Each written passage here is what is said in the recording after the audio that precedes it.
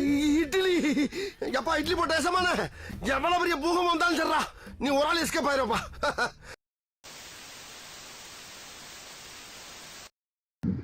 அரசியல் சம்பந்தப்பட்ட வீடியோ மாதிரி ஒண்ணு பார்க்கலாம் வாங்க. கெட்ட பையன் சார் பேசும்போது உதயநிதி அவர்கள் இது சட்டமன்றமா பாட்டு நிகழ்ச்சி சட்டமன்றத்துக்குள்ள வந்திருக்கோமா இல்ல சூப்பர் சிங்கருக்கு வந்திருக்கோமானே தெரியலன்ற எங்களுக்கே சில நேரம் எடுத்து போட்டாங்க. நான் பார்த்தேன் இன்ஸ்டால. சூப்பர் சிங்கர் நிகழ்ச்சி பாட்டு பாடியிருக்கேன். சந்தேகப்படுற அளவுக்கு இங்க பாட்டு நிகழ்ச்சி எல்லாம் நடந்து கொண்டிருக்கு. ஃபுல் அம்னீசியா, எல்லாமே அம்னீசியா. நம்ம ஆட்சியில நம்ம தகப்பனாருக்கு என்னெல்லாம் பாட்டு பாடுனாங்க. மாபெரும் சபைகளில் உனக்கு மாலைகள் விழ வேண்டும், மாபெரும் சபையில் நீ நடந்தால் உனக்கு மாலைகள் விழ வேண்டும். எம்ஜிஆர் பாட்டு இவருக்காக பாடினாங்களாம். அதுக்கே முதல்ல எதை கொண்டு அடிக்கிறதுன்னு தெரியாது. எதுக்குடா இப்படி விளம்பரம்? இப்படி எல்லாம் டபுள் பாஸ் வேலை காமிச்சாதான் பழக மேல வாங்க. ஊரே ஒண்ணு சேர்ந்து காரி துப்புதுடா. ஒரு மாசு குறையான மன்னவர் இவர் என்று போற்றி புகழ வேண்டும். மாபெரும் சபைகளில் நீ நடந்தால் மாலைகள் உனக்கு விழ வேண்டும். விழுந்துருச்சு மாலை.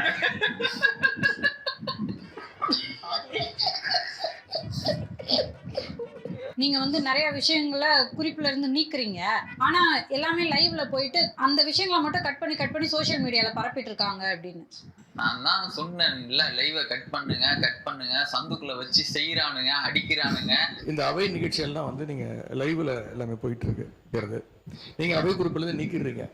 ஆனா நேரடி தொலைக்காட்சியில போகும்போது இதெல்லாம் யூடியூப் சேனல்லையும் சோசியல் மீடியாலையும் ரீல்ஸாக கட் செய்யப்பட்டு அதிகமாக ஷேர் செய்யப்படுகிறது. நீங்க அவை குறிப்புல நீக்கிறீங்கன்றீங்க. ஆனா அதுக்கு முன்னாடியே வெளியில போய் வச்சு அடி வார்த்தைதான் நிக்க சொல்றாரு அவரு. எல்லாத்தையும் நிக்க சொல்லல. வென்று படிச்சிருக்கல, அதான் படிச்சாதானே, டிகிரி ஒழுங்கா படிச்சாதானே.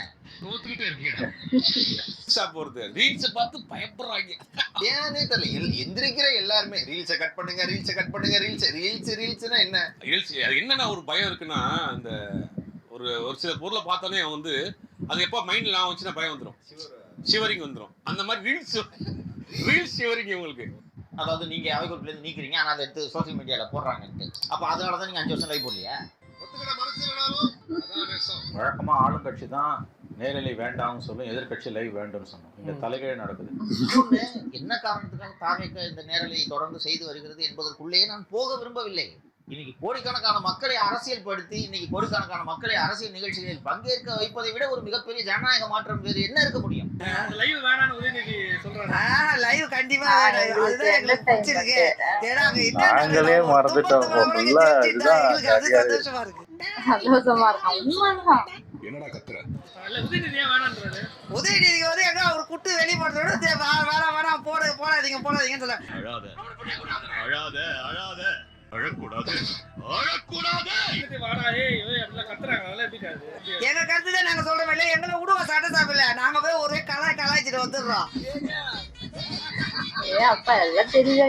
திமுகவோட லட்சணம் இந்த நேரலையில நன்றாக மக்கள் மன்றத்தில் தோலுரிந்து கொண்டிருக்கிறது. அதனாலதான் அவங்க வேணாம், மறைமுகமா வேணாம்னு சொல்றாங்க. நேரடியாக லைவை கட் பண்ணு கேட்கக்கூடிய துணிச்சல் திமுகவுக்கு இல்ல. இன்டைரக்டா அப்படி சொல்லிக்கிறாங்க. இன்னைக்கு மக்கள் மன்றத்துல திமுக தோலுரிந்து நின்று கொண்டிருக்கிறது. அந்த பயத்துலதான் நேரலை வேணான்றாங்க அவங்க. ஏன் பார்லிமெண்ட்ல நேரலை பண்ணும்போது அசம்பிளில பண்றது என்ன கேடு வந்தது? இவர் வேற நேற்று சட்டப்பேரவை நிகழ்ச்சியில ஃபைல ஓபன் பண்றேன் அப்படின்னு சொல்லிட்டாரு சார். இவருக்கு தைரியமா நேற்று சவால் விடுறாரு சார். முடிஞ்சா ஓபன் பண்ணு, திறக்க வைக்கணும்ன்ற நானு அந்த ஃபைல திறந்து இவங்களுடைய குட்டெல்லாம் வெளி கொண்டு வரணும்னு நான் சொல்றேன். உதயநிதி கூட்டுதான். நேரம் 3 மாசம் ஆகுதுங்க. 100 நாள் கடந்துட்டீங்க. நேரம் 5 பேர் உள்ள இருக்கானா, சீஃப் மினிஸ்டர் இவங்களெல்லாம் ஜெயிலுக்கு அனுப்பின விஷயத்த பேரவையில் அறிவிக்கணும். 3 கோப்பு வச்சிருக்கிறேன், எப்ப தரணும்னு எனக்கு தெரியும் நான் சொல்லிட்டு இருக்காரு. இதனால சவால் விடுறாங்க. சென்டிமெண்டலா முதல்ல இவரும் அந்த இடத்துல தான் ஆரம்பிச்சிருக்கிறார். ஆக கணேசன் ஜெயலலிதா என்ன வந்ததுன்றது நான் சொல்றேன். ஜெயலலிதா எப்படி அகங்காரத்தோட இருந்தாங்கன்னு தெரியும், அவங்க எப்படி செத்தாங்கன்னு தெரியும்ல. அந்த நிலைமை தான் உங்களுக்கு ஏற்படுன்ற ரேஞ்சில பேசியிருக்காரு. பேசிட்டோம். அறிவாலய ஏட்டையா ஒருவர் மக்களிடம் செருப்படி வாங்க வைப்பது பேசுவாங்க. இன்னும் அந்த கிராமத்துல பொம்பளைங்க பண்ணுவாங்க மண்ணை வரி தூத்துறது. அது மட்டும் அடுத்து என்ன போறாங்கன்னு சொல்றேன். ஊர்ல மந்திரவாதியை பார்த்து சூனியம் வைப்பாங்க. அடுத்து வாய்ப்பு இருக்கு. இதே மாதிரி தானே சார் ஆணவமா திரு பொன்முடி பேசிக்கிட்டு இருந்தாரு. நேற்று இருகரம் கூப்பி மன்னிப்பு கேட்டார், பார்த்தீர்களா? நிச்சயமாக இதுபோல் இனி பேசுவதற்கு வாய்ப்பில்லை. இது யாருடைய கேஸ் போட்டாங்கல்ல, மீண்டும் உங்கள் மூலமாக என்னுடைய வருத்தத்தை தெரிவித்துக் கிடையாது. பேசுறவங்களோட நிலைமையெல்லாம் என்னன்னு தெரியணும்னு சொல்றேன் நான். ஏட்டையாவுக்கும் அந்த நிலைமை வரும். எனக்கு என்ன, நீ ரத்த கட்சி தான் காவல். ரத்த கட்சியா? என்னடா ரொம்ப பயமுறுத்துறீங்க. கரூர் கம்பெனி அப்படின்னு சொன்னாரு, சாரி வாய் தவறிச்சுன்னு சொன்னாரு. உடனே எதிர்கட்சி தலைவர் எந்திரிச்சாரு. உதவாநிதி எழுந்து என்ன சொல்றாருன்னா, அப்ப சங்கி அமைச்சர் அப்படின்னு சொல்றாரு.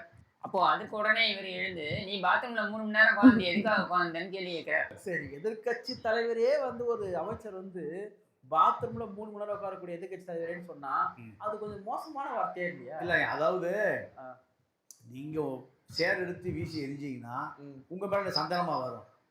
என்ன வரும்? அதே சேர் தானே வரும். அதாவது நம்ம மாண்புமிகு நம்ம கரூர் கம்பெனி மன்னிக்கணும், கரூர் அவரு சொன்னதுக்கு அவரு சொல்லணும். இவர் எதுக்கு தேவையில்லாம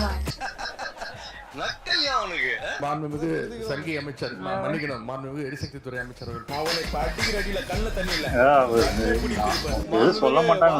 3 மணி நேரம் உட்கார்ந்து இந்த எதிர்கட்சி தலைவர் நான் சொன்னா எவ்வளவு நேரம். காவல்துறை வரும்பொழுதெல்லாம் பாத்ரூம்ல போய் உட்காருவது என்பது உன்னுடைய குடும்ப தொழிலாக மாறி இருக்கின்ற காரணத்தினால, உன்னுடைய தாத்தாவை கைது செய்ய வரும்பொழுதும் இதே மாதிரிதான் பாத்ரூம்குள்ள கக்கூஸ்குள்ள போய் ஒழிஞ்சுக்கிட்டாரு அப்படின்ற நிலைமையில நீயும் அதையே பின்பற்றிய காரணத்தினால நாங்கள் அது எவ்வளவு நேரம் இருந்த அப்படின்றத கணக்கெடுக்க வேண்டிய அவசியம் ஏற்பட்டது.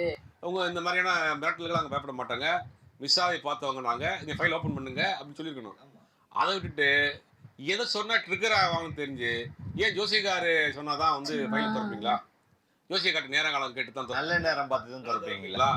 ஜோசிகார சொன்னாதான் அந்த ஃபைல் திறந்து பார்ப்பீங்களா? நல்ல நேரம் அதை பார்த்துட்டு இருக்கீங்களா? ஜோசியம்னு சொன்னாரு. ஜோசியம் பார்த்து மஞ்சள் துண்டு போட்டதெல்லாம் ஆல்ரெடி தமிழ்நாடு பார்த்துருச்சு. ஜோசியம் பார்த்து மஞ்சள் துண்டு போட்டதெல்லாம் தமிழ்நாடு ஆல்ரெடி பார்த்துருச்சு. இதெல்லாம் யூடியூப் சேனல்ல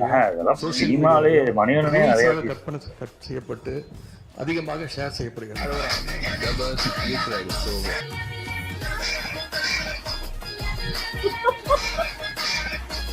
அப்பதான் திருப்பி அவங்க போட்டு பழைய கதையெல்லாம் எடுத்து அடிக்க ஆரம்பிக்கிறாங்க. உடனே எந்திரிச்சு. ஆனா இதுல ஸ்டார்டிங் பாயிண்ட் யார் ஆரம்பிச்சது? உதயநிதி அவர்கள். இது ஏன் தேவை? அவங்க தான் எந்த பால் போட்டாலும் அடிப்பாங்களே, சும்மாவே அடிப்பானுங்க. பயங்கரமா டெவலப் பண்ணிட்டாங்க. எந்திரிச்சாங்க உடனே பேச முடியாதனால அமைதியா இருக்காங்க. போட்டு இழுக்க ஆரம்பிச்சிட்டாங்க. இது தேவையில்லாத வேலை சார். எங்கே ஆரம்பிச்சாலும் கலைஞர் தான் சார் தோண்டி எடுத்துட்டு அடிக்கிறாங்க. தாவேகா எம்எல்ஏக்கள் எல்லாமே செங்கோட்டையன் மாதிரி ஒரு சிலரை தவிர அனுபவம் இல்லாத புதியவர்கள். ஸோ இவங்களை நம்ம சட்டசபையில வச்சு என்ன கலாச்சாரலாம், மக்கள் கிட்ட நம்ம எக்ஸ்போஸ் பண்ணிடலாம். நம்ம 2 கேள்வி கேட்டோம்னா இவங்க மாட்டிக்குவாங்க, இவங்களை எக்ஸ்போஸ் பண்ணிடலாம் அப்படின்லாம் ஒரு பெரிய கனவு இருக்காங்க. அந்த மாதிரி வீக்கான ஆட்களும் இருக்காங்க. ஆசையோட மேபி அவங்க மாட்டினா செஞ்சிருவாங்க. ஆனா இங்க இவங்கெல்லாம் முன்னாடி இருக்கிற அமைச்சரே செஞ்சிடறாங்க. அதனாலதான் அங்க போறது இல்ல. சொல்ற அளவுக்கு பாத்தீங்கன்னா பயங்கரமான நல்லா பேசுறாங்க. கேறிட்டாங்க.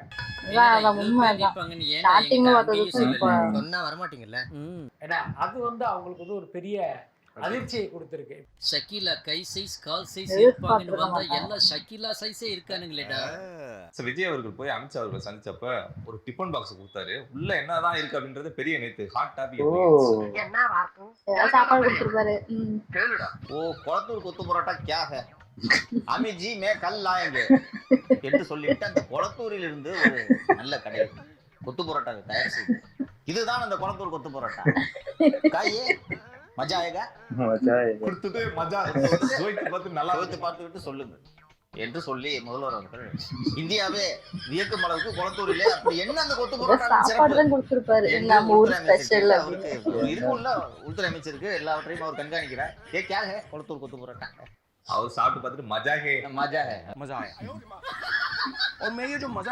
நல்லா இருந்துச்சு. பயங்கரமா உண்மையிலே அது ஃபர்ஸ்ட் சட்டமன்ற இது பாத்தீங்கன்னா அது ஃபர்ஸ்ட் இவங்க தான் முதல்ல பேசணும். அது ரூல் படி அதுதான். அதுக்கப்புறம் தான் முதலமைச்சர் அதுக்கு இது பண்ண முடியும். அது வரைக்கும் அவங்க பேசக்கூடாது. அதே மாதிரி இது நார்மல் ஃபர்ஸ்ட் அப்படிதான் ஆரம்பிப்பாங்க. இப்போ இது நம்ம ஃபர்ஸ்ட் சட்டசபை பார்க்க போய் நம்மளுக்கு நிறைய பேருக்கு தெரியல, நம்மளுக்குமே தெரியல. அப்போ என்னடா இவங்களாம் பேச மாட்டாங்க போல இருக்கு அப்படின்னு அதை சொல்லியே அடிச்சாங்க. பாருங்க, வாயை திறக்க. ஆக்சுவலா இது வந்து அப்படிதான் பண்ணணும் போல இருக்கு. அதுக்கப்புறம் தான் பேச ஆரம்பிப்பாங்க. இந்த சைடும் அந்த சைடும் பேச ஆரம்பிப்பாங்க. நார்மலா வாயால பேசக்கூடாது, அவங்க ஆதாரத்தோட எடுத்துட்டு வந்தா அடிக்க ஆரம்பிச்சாங்க. இவங்க இங்க பேசுறதுக்கு அங்க பேசுறதுக்கும் பதிலுக்கு பதில் வந்துகிட்டே இருக்கு. உண்மையா நம்மளே எதிர்பார்க்கல இந்த அளவுக்கு டெவலப்மெண்ட். நீங்க அதான் இது வந்து இவங்க இது மட்டும் தான் நம்ம பார்த்துட்டு இருக்கோம். சில பேர் எடுத்து பாலிமரே எடுத்து போட்டிருந்தாங்கன்னு நினைக்கிறேன். இந்த மாதிரி இவங்க சண்டை போடும்போது நிர்மல்குமார் அந்த பாத்ரூம் 3 மணி நேரம் சொல்லும்போது அங்க எடப்பாடி அந்த குரூப்லாம் சிரிச்சுக்கிட்டு இருக்காங்க. அதையும் தனியா இது மார்க் பண்ணி ஏர் மார்க் போட்டு அதிமுகன்னு போட்டு இவங்களாம் பாருங்க சிரிச்சுக்கிட்டு இருக்காங்கன்னு அதை தூக்கி தனியா போட்டுட்டு இருக்காங்க. அவங்க ஜாலியா என்ஜாய் பண்ணிட்டு இருக்காங்க. நம்மளால பண்ண முடியாது, இவங்க அடிச்சுக்கிட்டு இருக்காங்க. அவங்க ஒரு வாரம் உட்காந்து அடிச்சுட்டு சாப்பிடணும். நல்லா இருந்துச்சு. ஓகே, வீடியோஸ் உங்களுக்கு பிடிச்சிருந்தா லைக் பண்ணுங்க, ஷேர் பண்ணுங்க, கமெண்ட் பண்ணுங்க, மறக்காம சப்ஸ்கிரைப் பண்ணுங்க.